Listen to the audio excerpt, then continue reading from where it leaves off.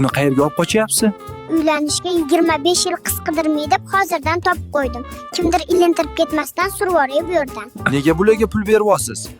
Brat, agar suyunchi puli bermasam, abratni qilib yuborisharkan. Kredit olib bermayman endi. Endi tug'ildingiz-ku, qayerga ketyapsiz? Raddomdan deddomga ketyapman. Ota-onam suyunchi beraverib bankrot bo'lib surib yuborishibdi. Nega bo'yningiz uzun?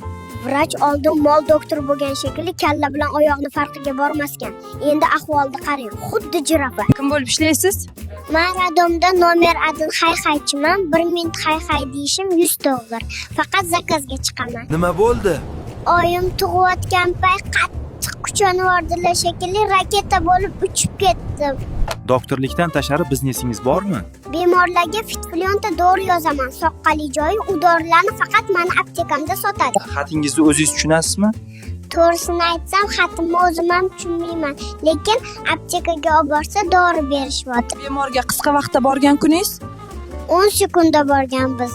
Dashi o'zi kelgan, chunki probkada qolib ketgandik. Amaki, operatsiya yaxshi o'tdimi? Halokat o'zi bitta ukol uchun kelgan edim. Ana bu jinni esa oyog'imni kesib tashabdi.